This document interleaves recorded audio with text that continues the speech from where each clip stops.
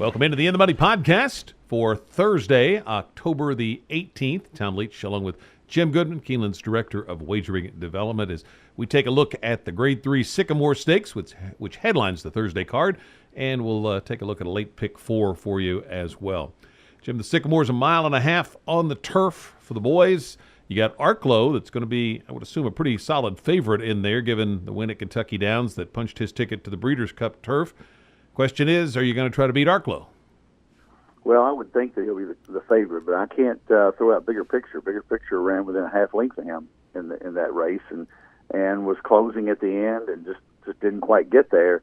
I think Big Picture's got a shot. They have similar running styles. They're probably going to be finishing at the wire together. I was trying to find a horse in here that I thought could also dictate the pace. I couldn't really figure out which one it's going to be, so somebody's going to dictate the pace, and there's a chance for somebody to steal it, and I'm not sure who that is. I mean, when I look through here at all the PPs, Arklow, a couple of races back at Ellis, actually was almost on the lead, almost inherited the lead, so I think he can run from anywhere. So I'm going to flip a coin between Arklow and Bigger Picture. I think either one of them can win. I don't think Arklow obviously has to win. He's trying to save something for the Breeders' Cup. I think Oscar Nominated is somebody that you can't throw out either. So those top three that all came out of that same race at Kentucky Downs seem to be the class of the race. Can't help believing for Graham Motion on the outside, second back off the layoff. If he recovers his last year's form, he almost won the United Nations at Monmouth, got beat by Bigger Picture. So that might be a long shot worth looking at, but it goes back through Arklow and Bigger Picture. I would definitely include those three we're going to when we get to the pick 4. But I ended up taking a swing at a price here just off the big improvement last time out for the 9 Zulu Alpha.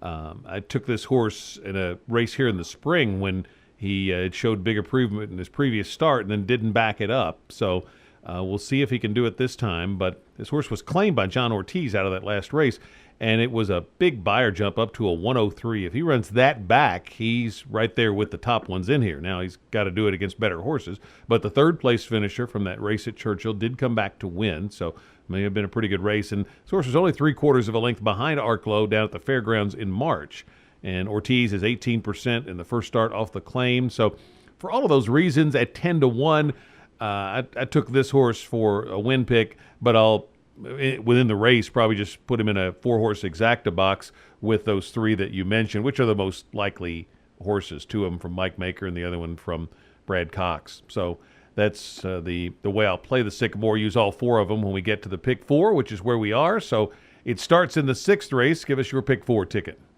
I think the pick 4 is a lot like when I started the pick 4 is a lot like the feature race. I'm between 3 horses here, and I can't flip a coin for the difference between them. And that's the 5 Decant, the 6 Cherry Lodge, and the 7 Fairyland for Wesley Ward, who might be my win pick simply off that really good 6.5 furlong effort at Kentucky Downs. Cutting back here to 5.5 furlongs. Obviously, if you run 6.5 Kentucky Downs, you're a fit filly. So I think Fairyland, third race off a layoff, had been off since February and came back in Saratoga, ran okay against Miss Gossip and some others up there, and then came back Kentucky Downs, almost won an optional claimer. So I think Fairyland is my win pick, but I will go with Cherry Lodge and Decant. So I'll use 5, 6, 7 in the first leg. Second leg is another race that I really didn't have a strong favorite in. It's a maiden special weight, and I went with Sense of War, the 2, as my win pick, but I'm also going to use Garden Affair, the 4, Eris 2, the 7 firster for Asmussen, and Patsy, the 8 for Carias. So 2, 4, 7, 8. Only going to stand with the 2 horses in the Sycamore, Arklow and Big Picture. So Bigger Picture, so that's 5, 6. Got a little bit of money left in the last, and it is a wide open maiden special weight for maidens 3 and ups. And I'm going to use the 1 Chaps, the 5 Unmatchable, the 7 Frank and Jimmy, the 8 Triangle, and the 11 Ukuru, who might be my win pick on the outside. I think Stalking Trip from the outside might get this horse there. So 1, 5, 7, 8, 11 there. So I'm going to go 5, 6, 7 with 2, 4, 7, 8 with 5, 6 with 1, 5, 7, 8, 11 for $60.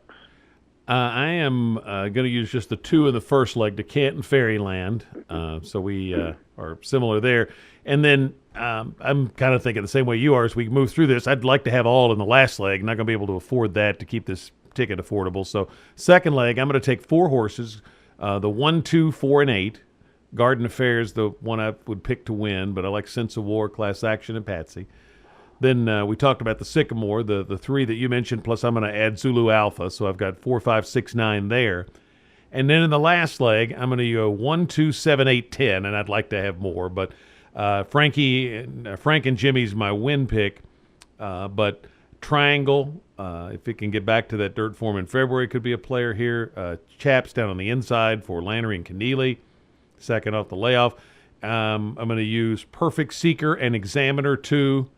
And I would like to have added Ukuru and Gambit, 11 and 4, but had to scratch out numbers to make the ticket affordable. So that's, I think, $160 for $1. So it's an 80-cent pick 4 ticket. Still a little pricier than we normally like to go, but boy, that last leg it's just hard to narrow down. And I'd hate to be alive and not. If I'm alive going into the last leg, I'll feel uncertain anyway. So I'm trying to lessen the level of uncertainty. So play, if you can afford it, go to the $80 ticket there and use all 5. And if your budget affords it, take one off somewhere else and go deeper, or use all in the last leg, because it does look like it could go with a lot of options in that last leg. I've got cards coming up with stakes races on the Friday and Saturday cards, graded stakes. So lots of great racing as we hit the midway point of the fall meet. Best of luck on your Thursday wagers. For Jim Goodman, I'm Tom Leach, and this is the In the Money Podcast.